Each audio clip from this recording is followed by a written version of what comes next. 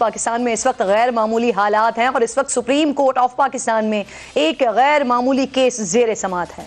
Case की आखिरी समाअत में चीफ जस्टिस ऑफ पाकिस्तान ने कहा था कि पीर के रोज सूरज एक नई नवीद लेकर तुलू होगा। 2 सूबों में इंतखाबात के इल्तिवा से मुताल्लिक ये केस है जो 3 रुकनी बेंच सुन रहा है। इत्तेहादी हुकूमत ने बहुत खुलकर 3 रुकनी बेंच पर अदम एतमाद का इजहार कर दिया है और कुछ ऐसी खबरें भी ज़ेर गर्दिश हैं कि मुमकिन है इत्तेहादी इस कार्रवाई का बॉयकॉट कर दे। अब कल सूरत हाल वाज़े हो जाएगी। पाकिस्तान तहरीक इंसाफ के सीनियर रहनुमा है फवाद चौधरी साहब, जो कहते हैं कि एक और वजीर आजम को घर जाने की तैयारी कर लेनी चाहिए। उनके मुताबिक फैसला हो चुका है, अब सिर्फ अमल दरामद बाकी है। आपको याद होगा नाज़रीन कि 16 मार्च को इमरान खान ने सबके साथ बैठने की हामी भरी थी, लेकिन आज फिर उन्होंने यू टर्न ले लिया है और कहा है कि वो किसी ग्रैंड डायलॉग का हिस्सा नहीं बनेंगे। सिर्फ इलेक्शन के मामले पर उनकी पार्टी के लोग हुकूमत के साथ बैठ सकते हैं, लेकिन हुकूमत पहले ही इलेक्शन के मामले पर मुज़ाकरात करने से इनकार कर चुकी है।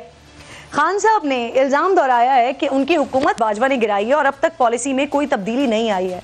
कल भी खान साहब सहाफ़ियों से मुलाकात में एक नई कहानी सामने लेकर आए थे कि जनरल बाजवा भारत से दोस्ती चाहते थे और उसके लिए उन पर दबाव डाला गया।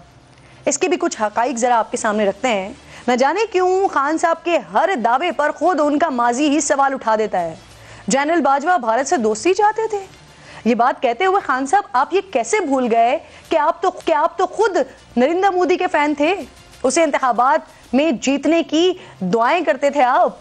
फिर जो ही मोदी की फतह का ऐलान हुआ तो खान साहब वो आप ही थे जिसने फौरन मुबारकबाद के साथ साथ मिलकर काम करने की ख्वाहिश का इजहार किया था। बल्कि कश्मीर पर शब खून मारने के बावजूद खान साहब आप मोदी की तारीफें करते थकते। याद कीजिए, जो मर्जी नरेंद्र मोदी को हम कह दें, एक चीज हम सबको तस्लीम करनी चाहिए, आदमी ईमानदार है।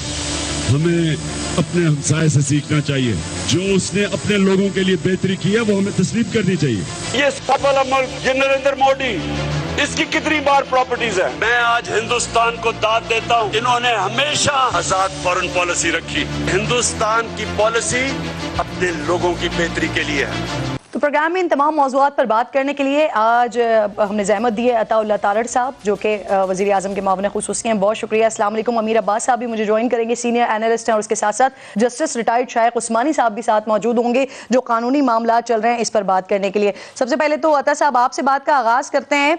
बहुत शुक्रिया प्रोग्राम में ज्वाइन करने के लिए। ऐसी खबरें आ रही हैं सर, मैं चाह रही हूँ कि ज़रा यहाँ से आगाज़ कर लें मियाँ साहब के हवाले से कि वो रमज़ान मुबारक के आखिरी अशरे में सऊदी अरब का दौरा करेंगे और शाह सलमान की दावत पर वज़ीर आज़म भी साथ ही होंगे। तो ये क्या जो मुल्क की इस वक्त सियासी सूरत हाल चल रही है वो मामलात भी ज़ेर गौर होंगे इस दौरे में? देखिए जी, ये मियाँ साहब की एक पुरानी रवायत है कि वो रमज़ान के आखिरी अशरे में और ख़ुसूसी तौर पे जो ताक़ रातें हैं वो सऊदी अरब में, हरम में या मदीना मुनव्वरा में गुजारते हैं। तो वो हस्बे रिवायत जो है वो रमज़ान का आखिरी अशरा वहाँ पे गुजारने जा रहे हैं और ये रमज़ान का महीना है, बरकतों वाला महीना है। तो उनका एक ये ज़ाती मामला है जिसके लिए वो एक दीन से उनकी रग़बत है, एक लगाव है। तो मेरा ख्याल है कि ये उसी सिलसिले में वो जा रहे हैं। इसका सियासत से या जो मुल्की हालात हैं इससे कोई ताल्लुक़ नहीं है। सही। अच्छा अता साहब, सऊदी अरब ने हमेशा मुश्किल वक्त में हमारा साथ दिया है, एक तारीख रही है, लेकिन इस बार क्या सिलसिला है? तमाम तर कोशिशों के बावजूद अब तक कोई अच्छी खबर सुनने में नहीं आ रही है। क्या इस दौरे से इस पर कोई पेशरफ्त हो सकती है, समझते हैं आप? नहीं, देखिए, सऊदी अरब पाकिस्तान का एक दरीना दोस्त मुल्क है, एक साथी है और हमेशा मुश्किल वक्त में, जिस तरह आपने खुद फरमाया कि पाकिस्तान की हमेशा इमदाद और मदद की है, तो अभी भी सऊदी जो वली अहद हैं उनके साथ बड़े दरीना और अच्छे ताल्लुकात हैं। पिछला जो विज़िट प्राइम मिनिस्टर का था सऊदी अरेबिया का, उसमें एक 1-to-1 मुलाकात भी वज़ीर आज़म साहब की हुई, बल्कि वो गाड़ी खुद ड्राइव करके उनको अपने फार्म पे ले गए। वहाँ पे एक तवील 1-to-1 मुलाकात हुई थी। तो सऊदीया की तरफ से जो कोऑपरेशन पाकिस्तान को एक्सटेंड की जा रही है, जो ताउन किया जा रहा है, मैं समझता हूँ कि वो तारीखी है और इंशाल्लाह आने वाले दिनों में इसमें मज़ीद ताउन बढ़ेगा भी। और ये IMF का मुआहिदा तय होने के बाद जो दीगर दोस्त ममालिक हैं वहाँ से भी मज़ीद जो है वो इमदाद के हवाले से भी और ताउन बढ़ाने के हवाले से भी मज़ीद इंशाल्लाह अच्छी खबरें आएंगी। सही। आने वाले कल के दिन पर बात के बारे में कहा जा रहा है कि कल का दिन बड़ा तारीखी होगा। चीफ जस्टिस साहब ने आखिरी समाअत में कहा था कि जो पीर का दिन होगा वो नई नवीद लेकर तुलू होगा। क्या एक्सपेक्ट कर रहे हैं आप? आपको भी कल के दिन कोई अच्छी नवीद नजर आ रही है? नहीं, अच्छी नवीद कतई नजर नहीं आ रही। अगर तो चीफ जस्टिस साहब ने जो कहा कि कल का दिन जो है, कल का सूरज जो है वो एक अच्छी नवीद लेके तुलू होगा, तो अब तक तो फुल कोर्ट की मीटिंग हो जानी चाहिए थी। तमाम सुप्रीम कोर्ट के जजेस को चीफ जस्टिस के यहाँ या जहां पे भी वो मुनासिब समझते एक फुल कोर्ट की मीटिंग करके आपस के इख्तलाफात को अब तक सुलझा देना चाहिए था। मगर ये अमर बड़ा अफसोसनाक है कि आ रही है कि कुछ मुलाकातें भी हो रही हैं, कुछ अहम मुलाकातें। देखो, अहम मुलाकातों के हवाले से तो मेरे पास तो कोई ऐसी मालूमात नहीं है, मगर जो मैंने अर्ज किया कि जो तकसीम है और चीफ जस्टिस साहब आधे जो निस सुप्रीम कोर्ट है उसकी वो एतमाद उसका खो चुके हैं और जजेस जो हैं उन्होंने अपना माइंड दे दिया है। वो बेंच से रिक्यूजल हो यानी केस सुनने से माजरत की शक्ल में हो, वो 4-3 के फैसले की शक्ल में हो, या काजी फायदीसा साहब का वो ऑर्डर हो जिसमें उन्होंने ये बिल्कुल बात क्लियर कर दी कि ये 184C के मामलात, बेंचेस की कॉम्पोजिशन, इसके रूल्स बनेंगे तो ये मामलात आगे चलेंगे, उसके बगैर ये मामलात आगे चल नहीं सकते। तो एक डिवाइडेड, एक तकसीम शुदा सुप्रीम कोर्ट है जिसमें शदीद इख्तलाफात हैं और चीफ जस्टिस मजबूर हो गए हैं कि वो दो अपने फेवरेट जजेस को साथ बिठा के तो वो इस केस को एक ज़बरदस्ती, एक जिद की तहत सुन रहे हैं। वरना उनको अब तक या तो फुल कोर्ट मीटिंग अपनी कर लेनी चाहिए थी या 6 दीगर जजेस जिन्होंने इस केस के हवाले से अपना माइंड डिस्क्लोज नहीं किया उनका बेंच बना के तो मामला डिसाइड हो जाता। अब ये मुझे समझ नहीं आ रही कि इस तकसीम के बावजूद और इस सारी लड़ाई के बावजूद वो अपना हाउस एंड ऑर्डर कर नहीं सके, मगर इस केस को आगे चलाने के हवाले से वो उनका पुरजोर इसरार है। ये बड़ी अजीब सी बात है, ये बात समझ नहीं आती।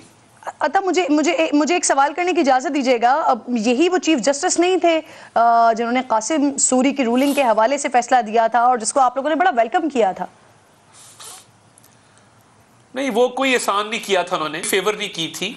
आइन के अंदर एक चीज क्लियर दर्ज है कि जब नो कॉन्फिडेंस मूवमेंट आ जाएगी तो कोई भी वजीर आज़म असेंबली को तहलील नहीं कर सकेगा। तो वो तो कासिम सूरी साहब चाहते तो एक ऑर्डर पास करके अपने आप को चीफ जस्टिस डिक्लेयर कर देते या कोई भी गैर आईनी ऑर्डर कर देते। वो कोई एहसान नहीं है, वो कोई फेवर नहीं है। अगर तब सुप्रीम कोर्ट उसको ना करती तो सुप्रीम कोर्ट की हैसियत खत्म हो जाती। तो देखे ना उसके बाद क्या किया, उसके बाद 63A की गलत तशरीह 2 दफा आइन को रीराइट किया गया है। उन्होंने पहली दफा पर खुद नोटिस लिया, हुकूमत गई और फिर इसी वजह से आज आप लोग हुकूमत में बैठे हुए ना। नहीं, हमें नहीं तो क्या करते फिर? हमें कोई हुकूमत उन्होंने तो नहीं दी। नो कॉन्फिडेंस की एक मूवमेंट चली, वो भी आइन में दर्ज है। एक गलत तरीके से हुकूमत को कासिम सूरी ने तोड़ा जिसपे आर्टिकल 6 लगना चाहिए, हमारी गलती, हमने अब तक नहीं लगाया। तो मैं तो ये समझता हूं कि ये चीफ जस्टिस साहब की ड्यूटी थी, एक आईनी जिम्मेदारी थी जिसको उन्होंने निभाया। मगर उसके बाद 2 दफा उन्होंने खुद आइन तोड़ा, 63A की तशरीह ये की। अतः आपने कहा गलत की तरफ आ रहा हूं कि 2 गलतियां किया गया था, वो गलत किया। नहीं, मैं वो क्यों नहीं मैं दूसरे असकुत नोटिस की बात करूं। किया क्या इन्होंने? 2 गलतियां की ना। 63A में ये लिखा है कि जो बंदा किसी दूसरी पार्टी की तरफ वोट करेगा वो डी सीट होगा। अब डी सीट कर दिया, मगर अपनी तरफ से जो आइन की तशरीह की उसमें वोटों को गिनती में शुमार नहीं किया गया। अब आइन की अपनी तशरीह एक नई कर दी कि वो बंदा डी सीट हो जाएगा रुकने असेंबली, मगर उसके वोट को गिनती में शुमार नहीं किया जाएगा। नंबर 1, ये आइन को दोबारा लिखा इमरान खान की पंजाब में हुकूमत कायम करने के लिए। इसके आगे चलिए, जो आइन में लिखा है वर्ड्स क्लियर हैं कि पार्टी हेड डिसाइड करेगा किसने कहां वोट करना है। इन्होंने कहा पार्टी हेड तो डिक्टेटर होता है, वो तो अपनी मर्जी से फैसले करता है। तो हम ये पार्टी हेड को हज़फ करते हैं आइन से और ये पार्लिमानी पार्टी का हेड आज के बाद फैसले करेगा। अगर 63A की ये दोनों गलत तशरीहात ना की जाती तो आज पंजाब में ये क्राइसिस ना होता, पंजाब में इमरान खान की हुकूमत ना होती, ना असेंबलियां टूटती, ना ये मामला सुप्रीम कोर्ट के पास आता। अब 2 जजेस ने अज़ खुद लिया एक CCPO की ट्रांसफर के केस में। सही, उनकी नीयत क्या थी वो सामने आ गया।